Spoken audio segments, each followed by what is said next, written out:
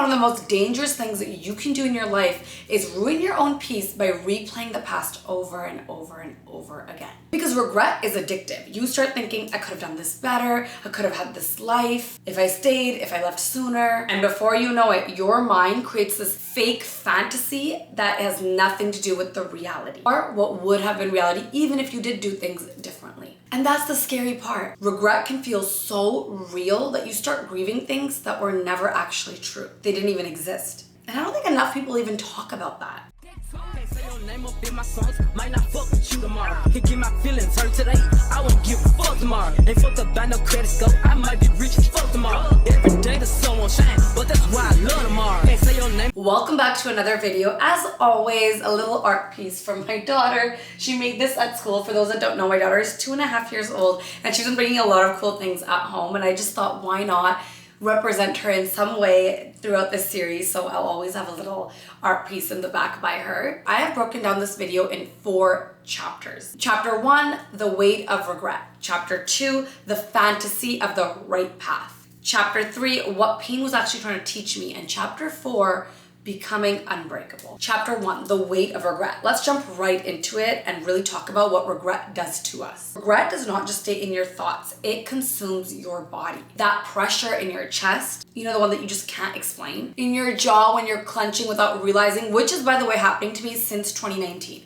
That is crazy. In your stomach, when you feel sick for no reason, anxiety does this to me all the time. And anxiety is also caused by thinking about the past. It can even show up in your sleep when your mind refuses to shut down. And of course, like I said earlier, in your thoughts, when you continue to replay everything that should have happened, would have happened, could have happened, and you're trying to rewrite the past, which you really can't do. You cannot rewrite history, no matter how much we really want to. Regret will show up in every aspect of your life if you let it. And let me say this straight to your face, because I know I needed to hear this last month. I was so in that rut of, I'm regretting this and I'm regretting that. Regret literally makes you feel like there was this one perfect choice, and if you had picked it, everything would have been perfect. It could have saved everything. One person, one decision, one moment. And if you had just chosen correctly, your whole life would have been different. But I need you to wake up to something very real right now, because God knows I had to wake up. Literally, a few weeks ago, I had to wake up. That's just not how life works. That is not the truth. That is emotional distortion. Because when you're in pain, you don't see all of the possibilities. You just think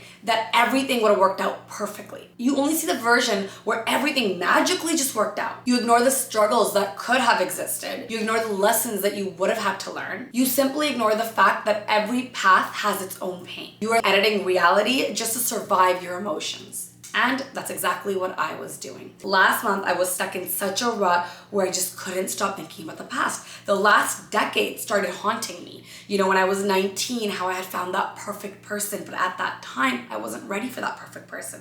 So I hurt his feelings. So I had to say no to him and choose somebody else who was more of an emotional roller coaster, whose life was more all over the map, whereas this person was stable, peaceful, safe. Exactly what I've been wanting for the last 5 years of my life, but not knowing that back then. And I couldn't stop thinking about it, and I kept saying, if I had chosen him, my life would have been different. But that's not true, because even if I chose him, there would have been 10 other things that I had to deal with. Because when you have to go through things, you're gonna go through it. Like, life does not work that way, even though we want it to. So that was a very rude awakening for me, and I thought, why not make this episode for you guys, for anybody else that feels like they're just stuck with the past. And this is the part that I really need you guys to hear. Sometimes what we think we really want, it's the universe protecting us from something. And sometimes the universe is teaching us. But either way, we don't always get to see the full picture in real time. So regret will lie to you and say you ruined everything, you chose wrong. And that type of pain really does hit you hard, because I'm telling you guys, I was down in the dumps, okay? Like, I was crying every hour. I was just so sad. Like, it hit me like a ton of bricks, and I was calling my friends, telling them I just do not feel good. Like, I feel like I ruined my life. When the truth is, I was just finally seeing with the wisdom that I did not have back then. And that's probably the same thing that's happening to you. Chapter 2, the fantasy of the right path. We touched on this in the last chapter, but I think we need to dive deeper, because this will destroy you silently. Regret creates fantasy. And I don't mean little thoughts here and there. I mean a full timeline a full fantasy timeline that just isn't true. Your mind starts building alternate realities, different versions of your life, different beginnings, different endings. You truly start believing like there's only one right path, one right person,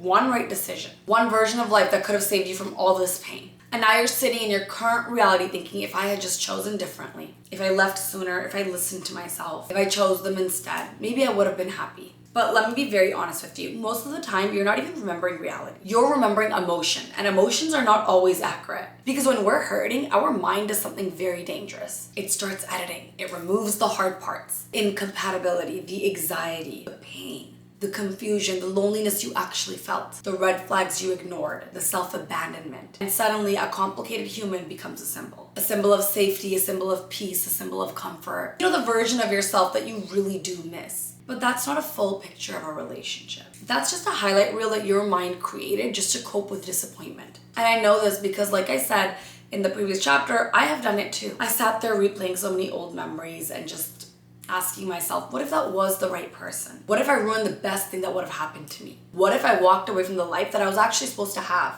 And the scariest part is when you are deep in regret, your mind only shows you the beautiful parts. It never shows you the fights you would have had, the misunderstandings, the difficulties, the emotional distance, the sacrifices, the pain that path would have carried too, because every single path comes with grief. Every single one. There is no path in life where you can just escape the grief. Grief is part of life, but regret convinces you that there was. It convinces you that there was this magical part of life, and if you chose that, life would have been beautiful, and it would have all worked out, and you somehow missed out. And honestly, after that last month, I realized that belief can ruin your present life. Because while you're obsessing over this fantasy timeline, you stop participating in the life that you are actually living right now. You stop noticing new opportunities, new people, new blessings, new versions of yourself that you're trying to become. Because you become emotionally attached to an illusion that your mind created because of this deep regret. And the hardest truth that I had to accept was sometimes I'm not missing the person, I'm missing the feeling, the hope, the fantasy. I guess even the idea of who I thought I could have become if I did pick that path. And that realization changed everything for me because there is no human that is a perfect what if. No relationship is a straight line to happiness. And no decision guarantees a painless life. Sometimes we place an impossible meaning to people just because we are trying to make sense of our suffering. And honestly, I think that's what regret is exactly at its core. It's the mind trying to create certainty out of this pain. It wants an answer, it wants control. It wants to believe that if I had just done this differently, then everything would have worked out. And none of this would have happened. But life just isn't that simple. You cannot judge your past self using the wisdom that you gained after you actually experienced that suffering, after everything that has happened. Like once you survive that experience, you get that wisdom. So you can't just like blame yourself and your past self and beat yourself up that, oh, I didn't do this and this. You didn't know. You didn't know. You had to go through that suffering to understand that. You had to go through that experience. And that is something I had to learn the hard way. Because looking back now, I was not looking at things clearly. I was seeing my wounds, my fears, my unmet needs, my attachments, my loneliness. And regret feeds off of all of that. But healing forces you to separate fantasy from reality. Fantasy from the truth. And the truth is sometimes the universe is trying to protect you. Sometimes it is redirecting you. And sometimes it's just teaching you lessons that you would have never learned without all of that, without getting out of your comfort zone. But either way, like I said earlier, you do not get to understand all of this in real time. So regret will whisper, you ruined everything. Meanwhile, healing says, no, you were doing the best you could with the awareness you had. And that is a very different story. You choose the story you want to feed your brain and your heart. Chapter 3, what the pain was actually trying to teach you. Now, this is the part that people try to avoid because healing sounds cute until you try to avoid accountability, which I feel like all of us has been there before. Not self-hatred, not shame, but accountability. I honestly had to sit down with myself and really think about all the patterns I kept continuing to repeat. Because honestly, guys, pain is not here just to hurt us, even though a lot of us think that way and we've all go through these emotional lows where we think like, the pain is there to attack us and hate on us. So we start to feel all this shame, guilt, and all these negative feelings. When really, pain is here to help us. If we actually let it, it'll help us. It exposes things. Pain exposes you. It exposes what you tolerate, what you chase, what you ignore, what you keep romanticizing, even when you know it's destroying you. And I say this with all due respect. Some of you do not want the healing. You want the fantasy to come back. You want the attention back. the validation back, the emotional high back. But you don't actually want to admit how unsafe that situation made you feel. Because let's be honest, a lot of people are calling something love when it was actually anxiety. Butterflies? No. Your nervous system was actually in survival mode. Confusion? That's not chemistry. Inconsistency? That's not passion. Overgiving until you completely abandon yourself? That's not loyalty. That is fear. Fear of connection, fear of being alone. Fear that if you stopped performing, people would abandon you. And I had to realize that I was staying in certain connections for way too long because I was waiting for potential to become reality. The amount of times that I thought if I just loved harder, if I was more patient, if I just cared more, if I just gave more of myself, if I explained myself better, if I sacrificed more, that eventually I would feel seen. But I never was. So this is something that saved me that might save you. Love is not something that becomes safe if it was unsafe to begin with. Think about that. If it wasn't feeling safe to begin with, why is it magically gonna start becoming to feel safe now? You cannot build peace on top of inconsistency. You cannot build trust on top of confusion.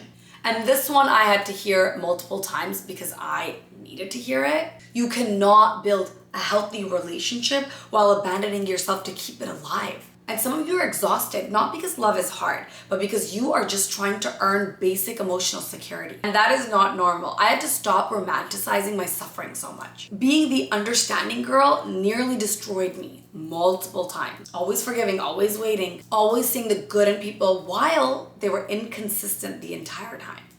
They were showing me time after time that they are not that great. That is not emotional maturity like I used to think it is. Sometimes that is self-abandonment disguised as compassion. And once you finally see the pattern, I promise you it gets easier because you will not be able to unsee it. Some of you might question me here because you're gonna be like, why are you stuck in the same pattern if you can't unsee it? It's because I learned different things. I was in 2 relationships in the past decade, and both of the relationships I have learned 2 different things about me. So the patterns were slightly different, but the one thing I noticed about both of the patterns were that it all equaled to me abandoning myself. And that was just something I personally had to work on. And that's the uncomfortable part of growth. You start realizing I'm not hard to love. I was just accepting less than I deserved. Chapter 4, becoming unbreakable. Let's stop misunderstanding what strength really looks like, because some of you think that unbreakable means to become cold. You know, emotionless, detached, like nothing affects you. But no, that's not strength. That, my friends, is avoidance.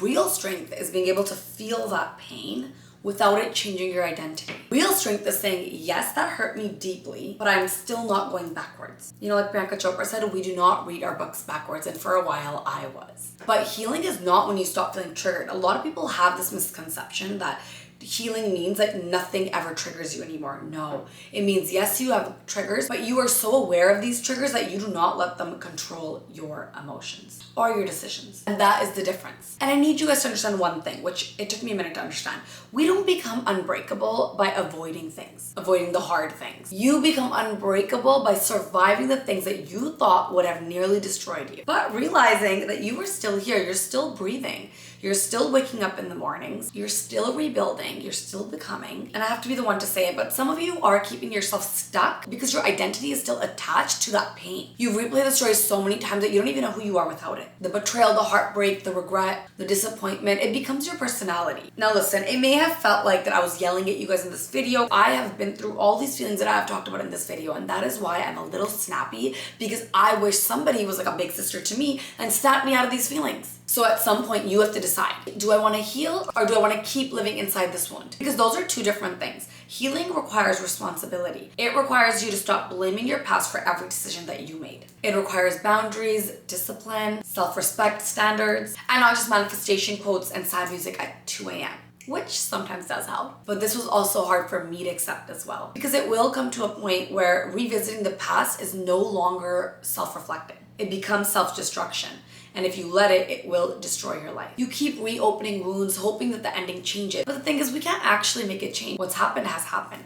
We cannot go back. Now it's your responsibility to decide what happens next. And that's what becoming unbreakable really is. Not pretending like nothing hurt you, not acting like you don't care about anything. Unbreakable means to look at everything that broke your heart, but not letting it break your future too.